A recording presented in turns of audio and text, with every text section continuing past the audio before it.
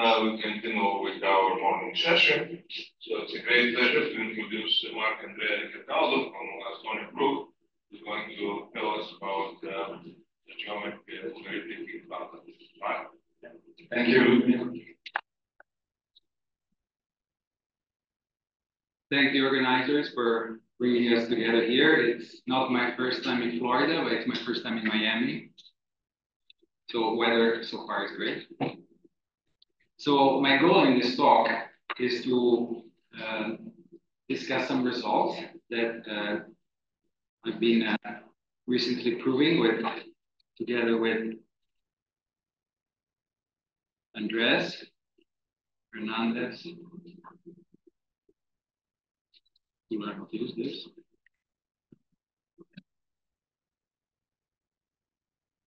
Herrero. Roberto Fringuelli. And Mirko.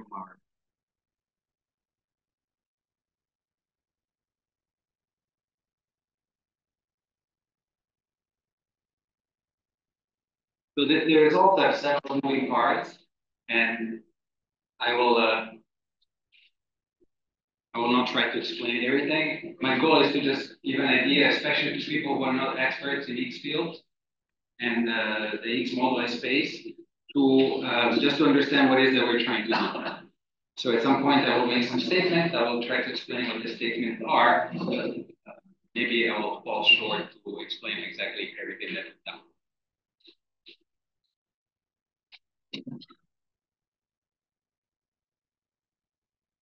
So the object of interest, we fix a curve, and with complex numbers, and we fix a reductive group. And the examples, whenever I say something that sounds a bit abstract, it can always be translated in the context of vector bundles.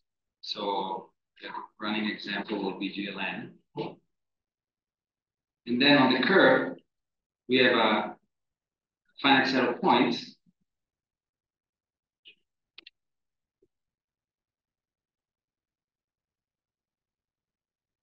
But non-empty. This will be the poles for the Higgs bundles that I consider.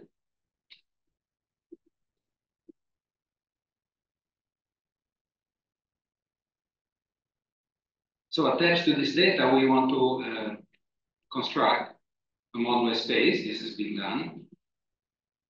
I will denote it like this, but it needs many more decorations, but I will not put these decorations, of course. And this is the moduli space of logarithmic Higgs bundles.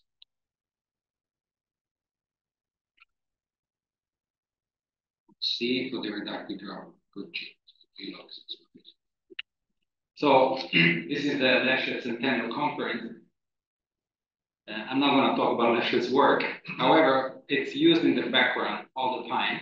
In fact, the generalization of one of his main theorems, the Hart-Lefschetz, is used in the form of the relative Hart-Lefschetz, which enters my discussion a little bit later. But why not? Let me give a little bit of history on his wrong proof of the Hart-Lefschetz theorem very quickly. So he stated it. So Lefschetz may have not always proved what he stated, but he almost never stated something that was wrong. So we discussed the Lefschetz hyperplane theorem before with Carlos. The Hart-Lefschetz theorem is one of his second big theorems, and he stated it in the late 20s. At that time already there was some disagreement on whether or not the proof was solid, and it was understood later that it's not. However, a different approach by Hodge put it in firm grounds in an analytic context. Of course, when this proof was discussed in a seminar at the IAS, it was discovered that there was a gap fixed by Weil. After that, there was a completely different proof, also based on some analysis given by Hodge, which simplified the argument by introducing the representation theory of SL2. And then finally, there are the proofs by Lee, which are completely algebraic. using the theory of weight. And then, of course, there is the analytic proof by Saito that uses mid-Swatch models. Anyway, this plays a role in the background. I thought I would mention it. And also, it's fitting that I speak after Carlos, because, of course, this moduli spaces play a huge role in Hodge theory. And, of course, he's one of the fathers of this theory. So we're considering this moduli space of logarithmic G-Higgs bundles on C. So the objects are pairs, where this is a G-torsor, so a principal bundle, so a vector bundle for GLN. And U is a section of some adjoint bundle.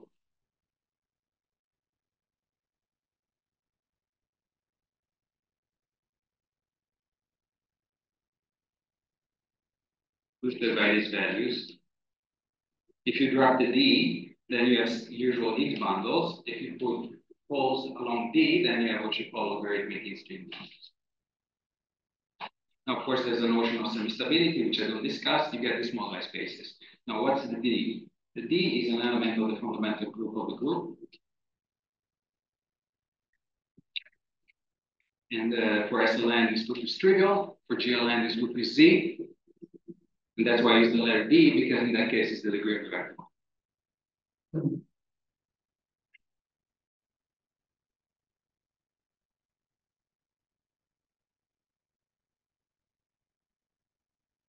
Now, these moduli spaces come with a natural map called the Hitchin map.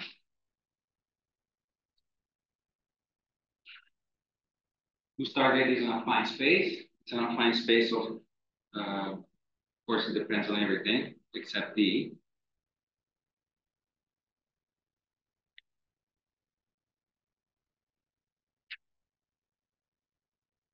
And it's given by a direct sum of certain sections that have to do with the group.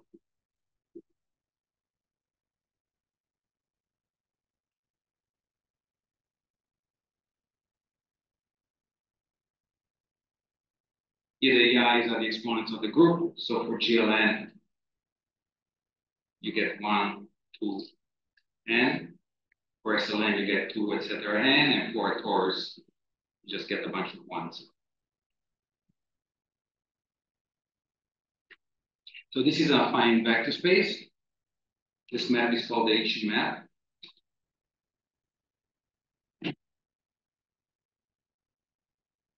Now, in the GLN case, you can think of this section U as a map from E to E, twisted by this line bundle. And so fiber by fiber over the curve, you essentially have an endomorphism of a vector space that has a characteristic polynomial. So you attach to every point from the curve a characteristic polynomial, so that gives you a section of this space A. And that's the map. It sends a pair EU to its characteristic.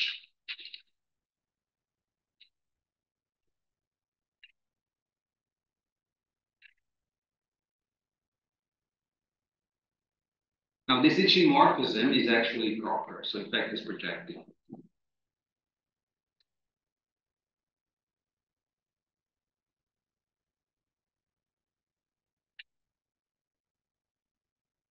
Now, because it's projective, you can apply to it this big theorem called the decomposition theorem.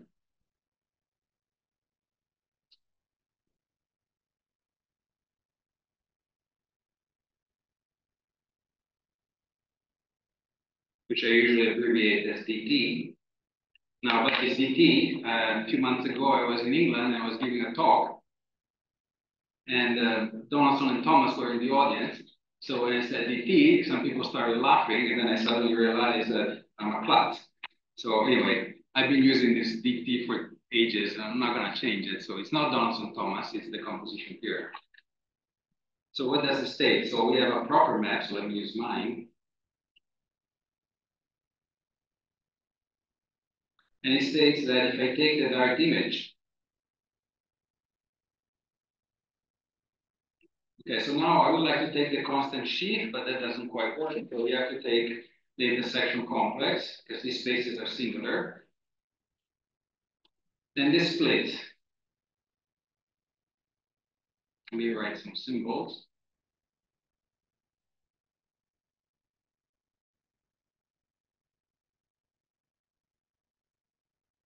I'll explain these symbols not immediately, but as the talk progresses.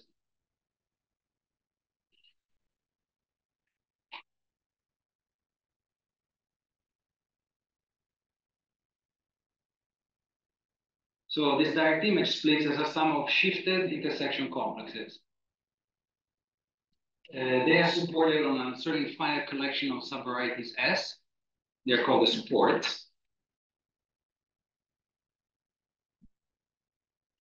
And they're twisted by some local systems called the coefficients. Now, because there's a D here, they will depend on D. I don't know how to get rid of it.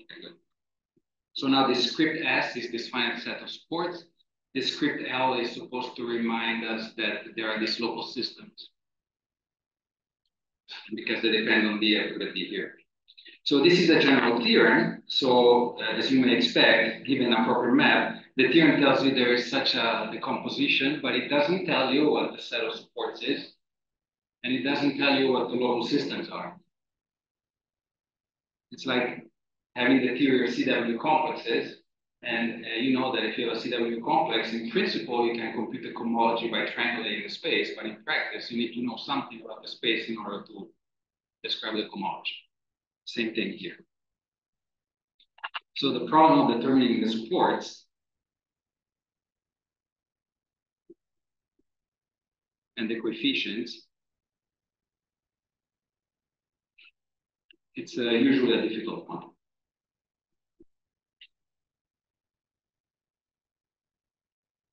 So what we do in this work is that we actually determine the supports and the coefficients in this equation.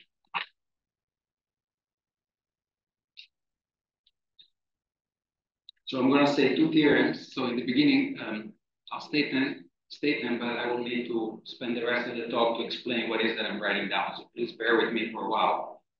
The first is that this fibration, the Hitchin morphism, has many special properties, which I will explain in part. And we use a sentence to capture this set of properties. The sentence is that we say that this fibration is an Fringuelli fibration.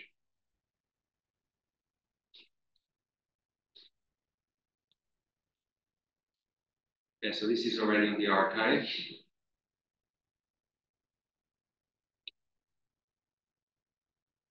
And then theorem 2, this hopefully will be on the archive, I don't know when, hopefully soon. We determine S and the systems are coefficients.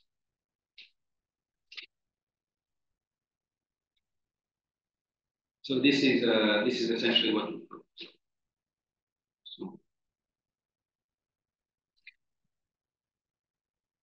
So the rest of the talk is essentially to explain essentially what an Fringuelli fibration is, and maybe spend some words on the supports and on the coefficients.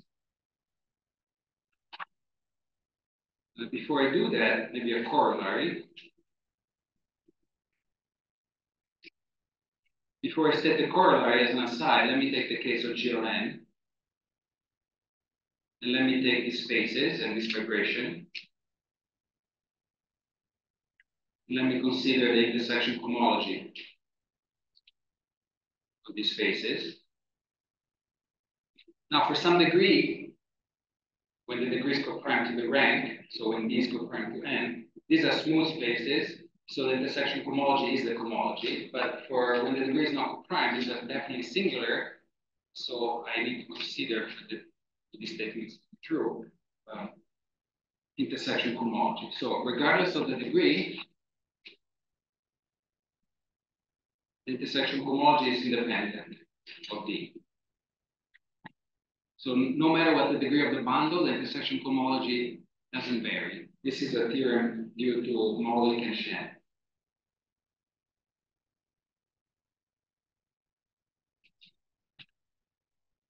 And introduce some techniques that somehow are in the background of what we define to be an involved fibration, the one that here.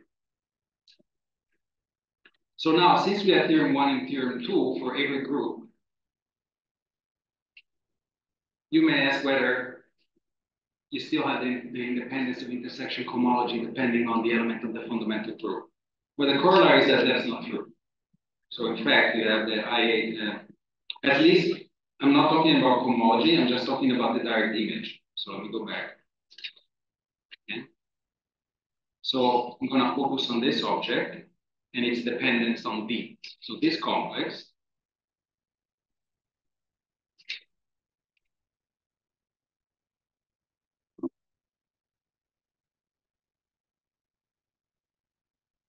is not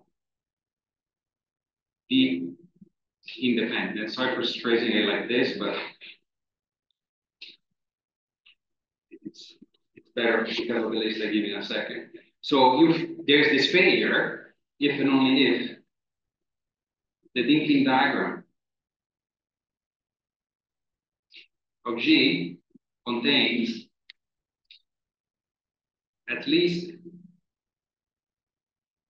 one factor of a certain type. And these types are B2N, CN, DN, E6, and E7. On the other side, you have D independence if and only if the Dinking diagram only contains these factors. That happens for GLN, so you recover this result by Molik and Shen. So in other words, what happens in this case is that when you have these factors in the Dinking diagram, these local systems change with D. However, these supports do not. They're independent of D. So that's why I label the set of supports without the D and the set of coefficients with D.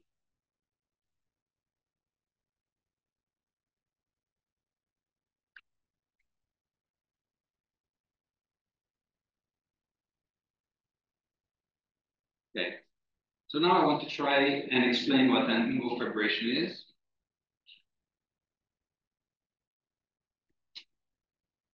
It will not be complete, but at least I'll try to give some idea. So we have our space and our morphism. There's a group of symmetries for this morphism, which I denote by P. It's a group scheme over A. And it acts fiber by fiber.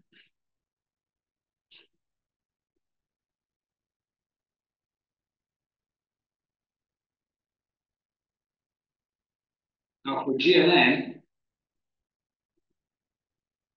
if I take a point A in the base, this gives me a curve called the spectral curve. But this is a curve that lives in a surface and is given by one equation. And that equation is the characteristic polynomial. So it's, if you take a point in the image of the Hitchin morphism, you get this curve called the spectral curve at that value. And because this surface maps to the curve C, you get a cover. The cover for GLN is exactly n-1. This is called the spectral curve.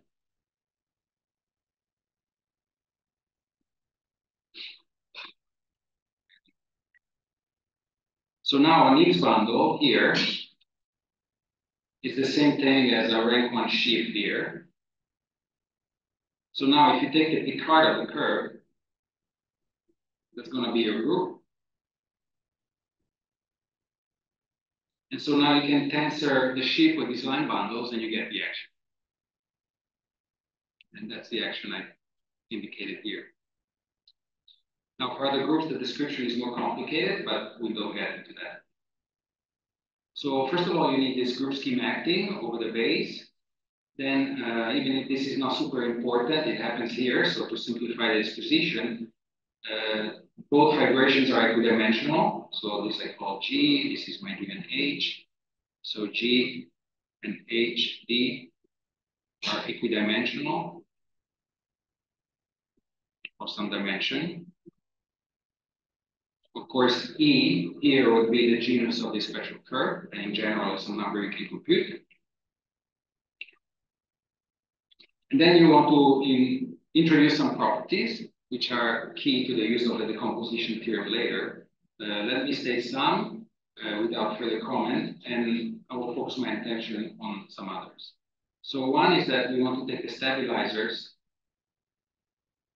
in PA of points in here, and you want to assume that these are affine. This group scheme PA sometimes is a complex torus, and sometimes is a semi-binary variety. It's an extension of a torus by some affine linear algebraic group. You want the stabilizers to be affine. Then you take the sheaf P with fiber, the first homology of the group. That's called the Tate module. The sheaf has to have a property which I don't discuss, but it's a linear algebra property that helps you later when you apply the decomposition theorem. I don't discuss this further. It's called polarizability.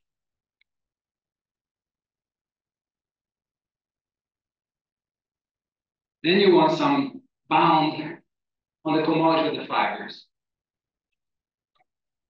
Now, because the relative dimension is E, you have this for sure.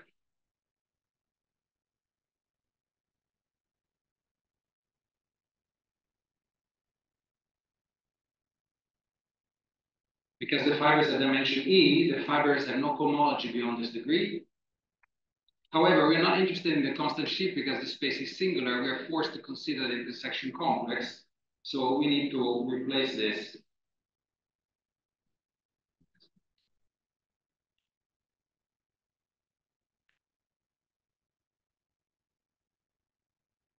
I'm changing the font. So before I wrote intersection complex, that was the preferred sheet. Now I want to instead write this script. I see it for my convenience for the indices. It's just shifted so that it starts in degree 0. Okay, so if the space were smooth, this would be the constant sheet. So we want this condition for further use later on.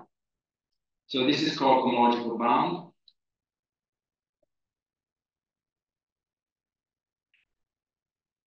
And it essentially says that the fibers are not too badly behaved homologically. And then there's a tricky condition on the group scheme called delta regularity, which maybe I discuss a little bit later. So when something like this happens, so you have this fibration with these 4 properties, we decide to call this kind of fibration with this action unknown fibration.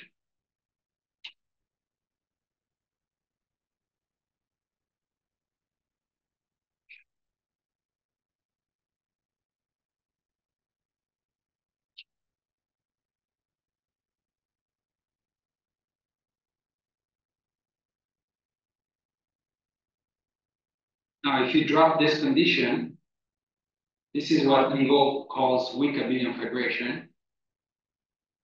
And it played an important role in his proof of the fundamental lemma through the use of the decomposition theorem, and therefore through the use of the relative productions theorem. Now, this condition here is added because when Ngo applied it, he was considering a smooth part of the moduli space. So the intersection complex was the constant sheaf. So he didn't need to introduce this condition. This condition was later introduced by Molik and Shen, and we definitely need it in our analysis as well.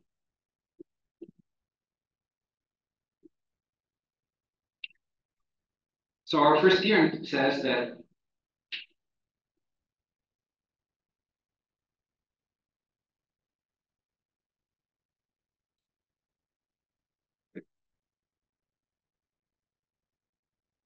no matter what the group,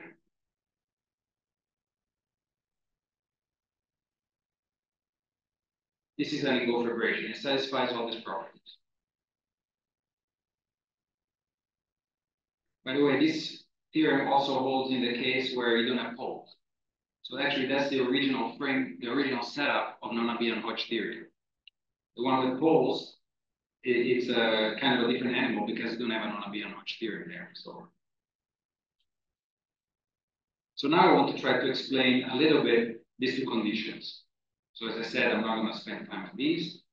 So maybe let me say this very quickly. So what kind of technique can you use here? So here, we don't know how to work directly with the modular space. So we go to the stack. The stack has an important property. The stack is smooth. So if this is the stack, and this is the modular space, and then you go down here. Here you have the Hitchin morphism, and here you have the, we call this row. Then here you have the stack Hitchin morphism. The advantage of the stack Hitchin morphism is that now the constant sheaf is the correct object because it's smooth. And so it will satisfy this condition here automatically when you apply it to H tilde. So this will be true.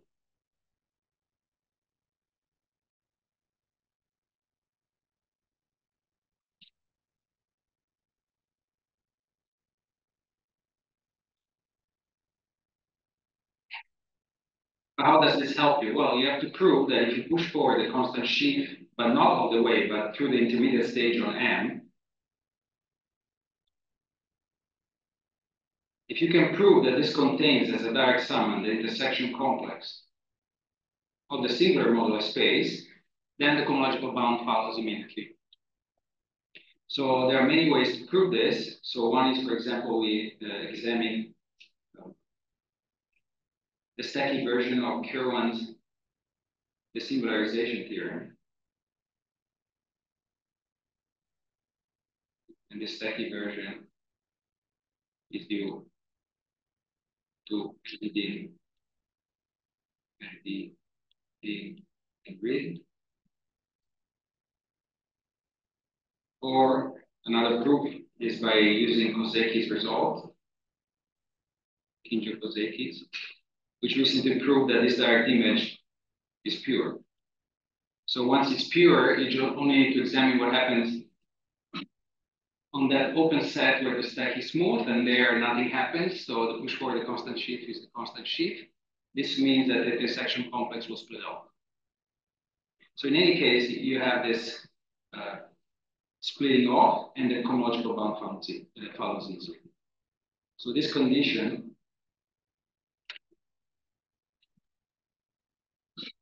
is not so hard to prove. This turns out to be a little bit subtle. So let me spend some time in defining it.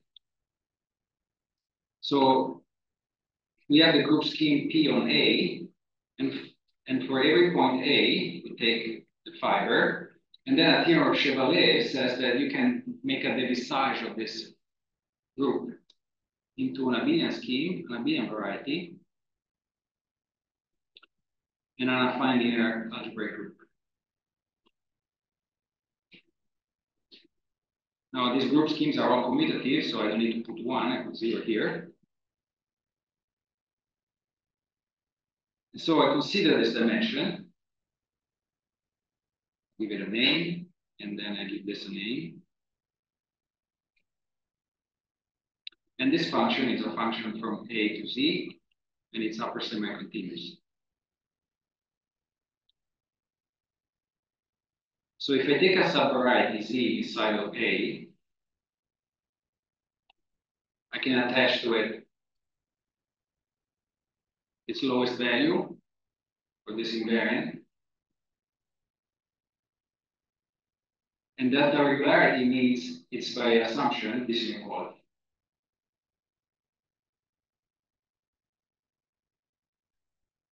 Otherwise, the dimension is not too big with respect to this affine part. Now, in the G-line case, this PA is a Jacobian. So you're making the devisage with an abelian part. The abelian part is the Jacobian of the normalization of the curve. And the affine part is the complementary part. So actually, the dimension of the affine part is what you usually call the Serre invariant.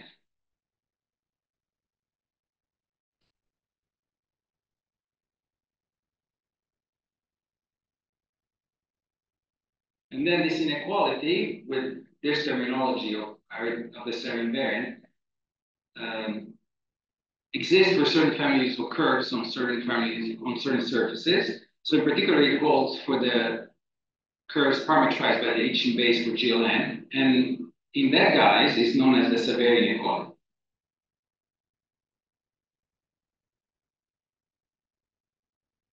So this is a generalization to arbitrary groups of the severe inequality, whether it's true or not. Okay, so of course we need to prove this because we want this to happen here.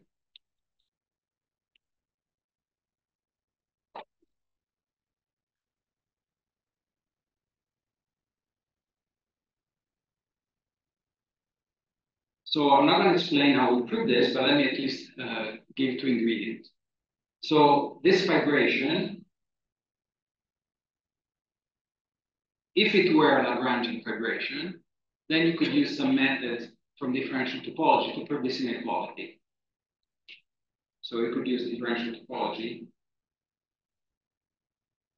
to prove the inequality given by delta regularity. Now this is a little bit of a stretch. This is going to be differential topology on the tangent spaces of the stack, not of the variety. So it's a little bit subtle. Nonetheless, once you have that language in place, what you're really doing is something very simple-minded. You're computing a rank of a differential of a map. And you're comparing it with the differential of the action. So that's very differential topology flavor. And you can handle it if this is Lagrangian. Okay, but this is not Lagrangian. For example, the dimension of the base is way bigger than the dimension of the fiber. However, Higgs bundles have residues, so you can take the residue of the characteristic polynomial, and this maps to another affine space. So you fix the residues, and you take all the characteristic polynomials with that residue.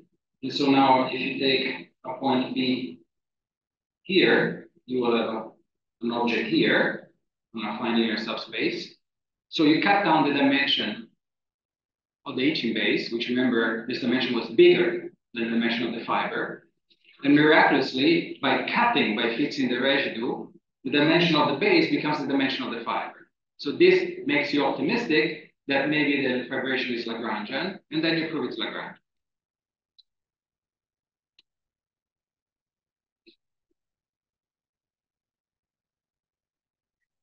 Then, because it's Lagrangian, you can prove the inequality that you need for this. But because this lives in this, if you prove it for the small fibration, you prove it automatically for the bigger fibration because it's a codimensional inequality.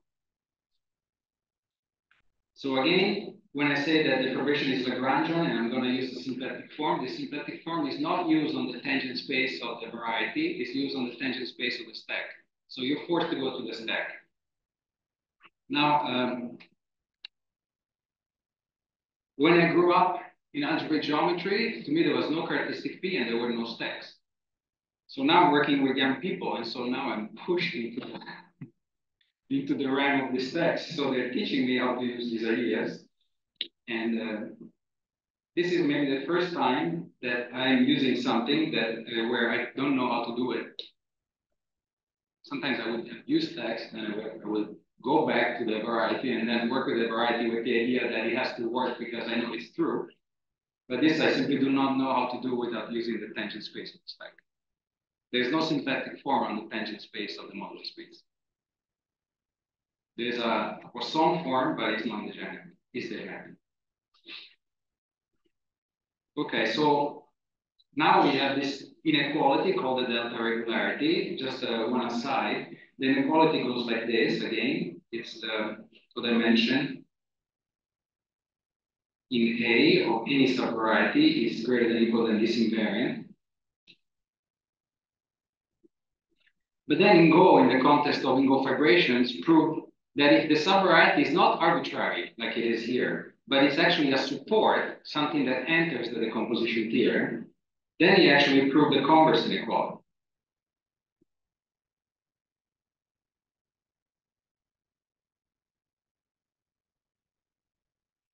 Of course, he proved this in the smooth case. These spaces are singular, but it's just a matter of putting things together. So at the end of the day, the codimension of a support is equal to this invariant. But now, if you take the dimension of the fiber, because of the devisage, is always equal to the delta affine plus the delta abelian. So you do this for support and you get this. So now this number E is computable. This delta affine is computable. Like imagine that it's GLN, and this delta abelian is the dimension of the Jacobian of the normalization of the spectral curve. So it's computable. So all these three numbers are known. So let me go back to the here. This number appears here.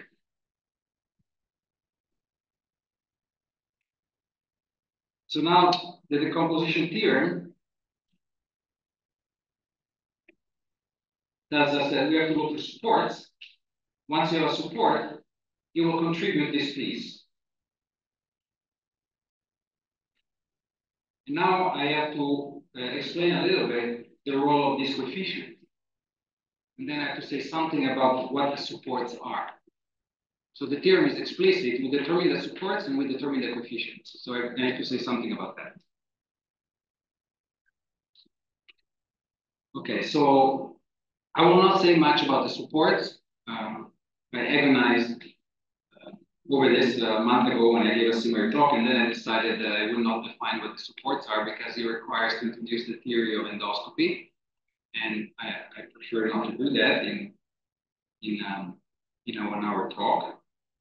However, let me say that if you have a reductive group, there is this theory, and when you attach when you start with a curve, and then you have your group, then out of this data, independently of the degree, you construct a system of subvarieties inside the Hitchin base. And the construction needs as input various Lie theoretic aspects of the curve, of the group. So you will need to consider, for example, Levy subgroups, or for example, you will need to consider Levy subgroups of Langlands dual. So because of all this, seems this would take too much time, so I decided not to do that. However, the point is that you start with the curve, you start with the group, you get a finite set. And those finite sets are the support. That's our theorem. So this essentially comes from Lie theory. And they do not change with D.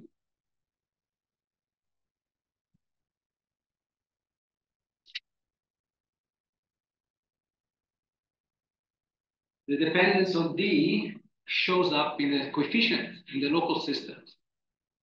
And they're also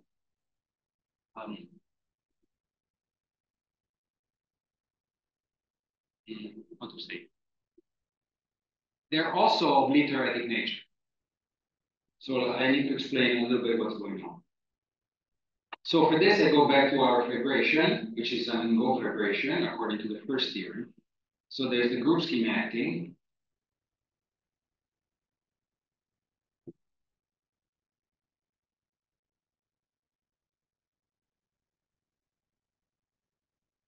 And let's say that I have a subvariety, which eventually is going to be a support. Then inside of the support, there's a dense set. And remember, the Chevalier de Visage is over a field. So you decide, you filter a group over a field. So now we're going to take the generic point of S, and we're going to filter the group over the generic point. That means that the group scheme restricted to S0 becomes an extension of an abelian scheme over S0 by a linear algebraic group scheme over S0.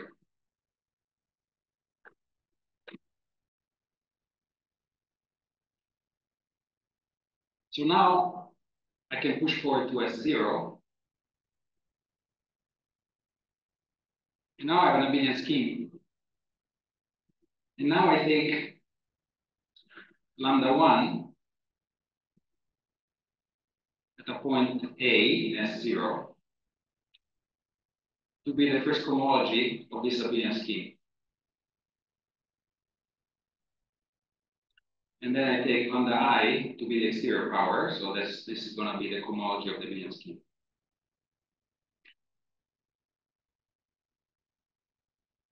So now these are local systems.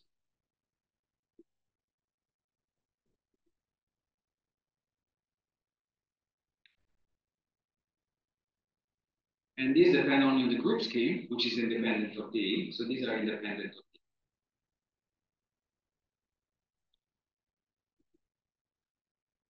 Now, in the decomposition theorem, I have summands of this form. And remember, in the general theorem, you don't know what S is, you don't know what the supports are, and you don't know what the coefficients are. So I said that we know what the supports are because we proved it, but I didn't tell you exactly what they are. They're related to endoscopy. So now we focus our attention on one of these supports. So what are the coefficients? Well, we go on that support and we extract this local system. And this will be of this form. So the indexing is a bit different because you have to start, because of this indexing I chose before. Don't worry about it. I need to reindex. But then that's not enough. There's another local system. This depends on the degree. It sits here. So this is a local system. What's important with finite monography?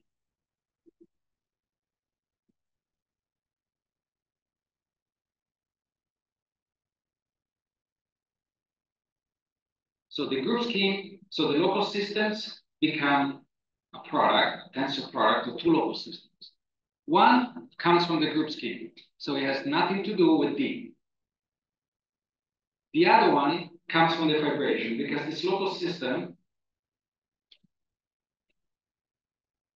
over S0 is a direct summand of this local system. I'm putting Q here even if the space is singular because we can prove that this is going forward.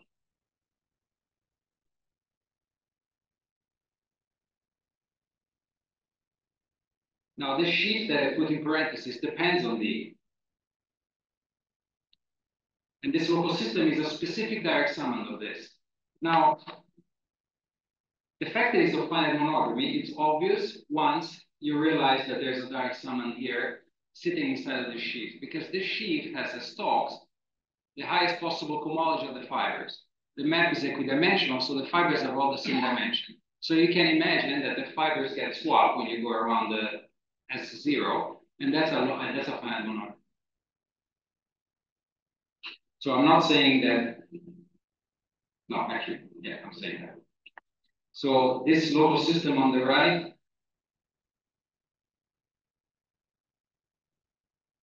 is essentially a combinatorial object that has to do with the structure of the fibers.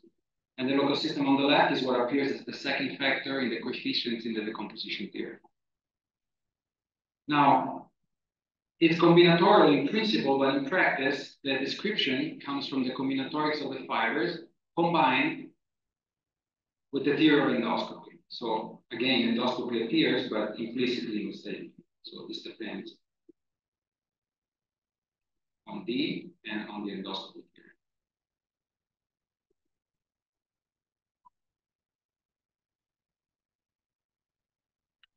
So if we go back to the decomposition theorem,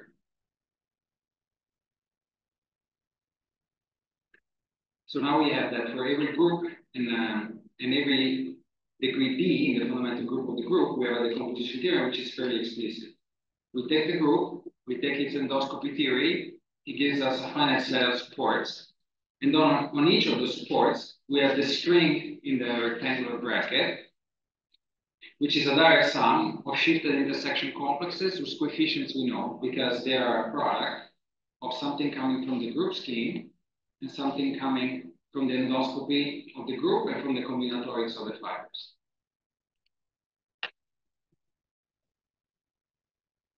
Now, because this is in principle explicit, you can apply it in a given situation and prove this corollary.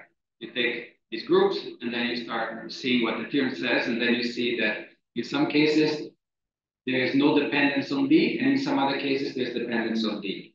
Now, to have an if and only if, I should say that actually this is not the way I wrote it. We need to assume that the center is connected. And then it's an if and only if, otherwise there's only one implication. Okay, so I want to compare this with what Ngo did originally when he proved the fundamental lemma.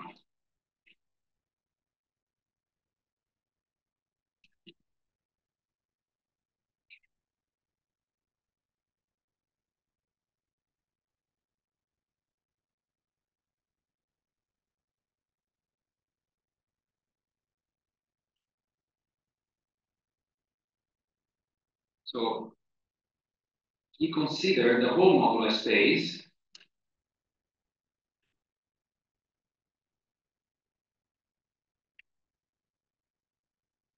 mapping to the Hitchin base. Now, he worked with semi-simple groups, so this fundamental group is finite.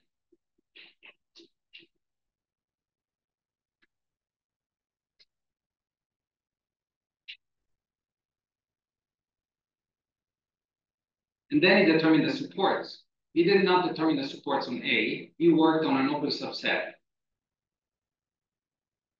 He called it A hard, but we call it A0.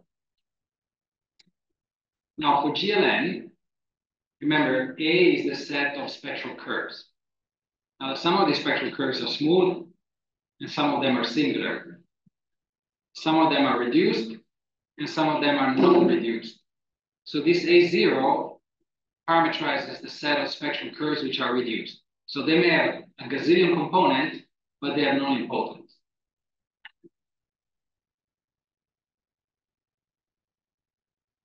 Then he wasn't actually working with spectral curves in Go because that makes sense only for GLN. He was working with what you call camera curves.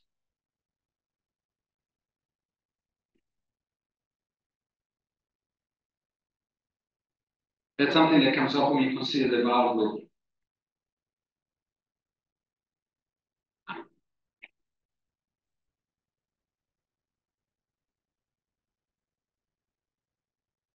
G, this is a construction due to run. So you can consider a natural État-Galois cover of this open set. And you can base change to this situation. So Ngo works on this situation. So he neglects the camera curve which are non-reduced. And then he takes this État-Galois base change. And on that, it determines the supports. But because this is a tau, this will give you the supports here. But it doesn't give you the supports here. Because some of them could be nested in the complement of A0. What he also proves is that the coefficient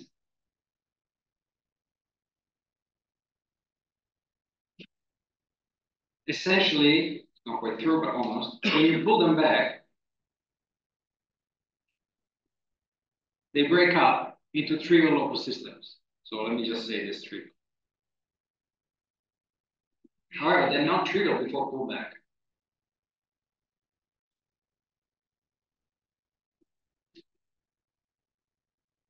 And the decomposition theorem, again, here, is for the total space where you take all the degrees all at once. So in this approach of Ngo, you cannot peel away the individual contributions of the degree.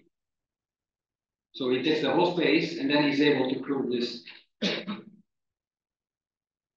theorem on the left, determination of S0 tilde supports on A0 tilde, and determination of the coefficients only have to pull back. So on the other hand, we can work with G-reductive. So the fundamental group would be infinite. But luckily, we can work with individual D. So instead of taking M, we can take the individual Ds. And it's with a fixed D that we work. So now we can indeed take the supports on A0. But then we have to understand what happens when, you have to ask yourself whether or not there's the possibility for supports nested on the set where the camera curves are non-reduced. So as far as we know in the literature, there's no study of this kind of problem when the curves are non-reduced, because all the techniques used so far invoke something about reduced curves. So we have to introduce some new set of techniques to deal with the possibility of having support where the spectral curves are non-reduced. So a spectral curve that is non-reduced may look like this, not spectral camera. So that's supposed to, you have two components with multiple structure. So we can fix attention on one of them. Remember, there's an action of the Val group that exchanges them. So I fix attention on one. And what this means essentially is that this curve essentially lives on a union of coordinate hyperplanes given by the roots of your lead group. So if your support lives in the locus where the curves are non-reduced, you take the support, then you take a general point there, there will be a general cameral curve there. And this general cameral curve will give you a finite set of roots. Now, finite set of roots is the first data in constructing a new Lie group. You need to construct a complete root system. So what we do is that we take that finite set, and later we construct a root system attached to it, and eventually a group.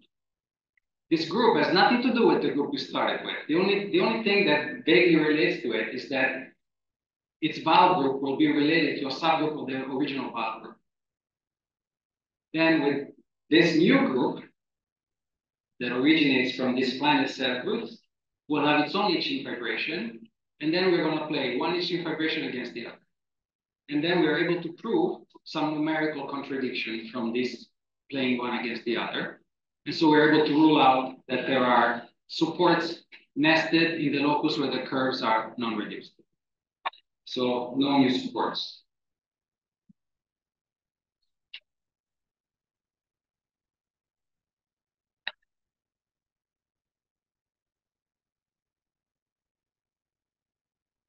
I don't think I have much more to say. I'm 8 minutes early, so I think I'll stop here.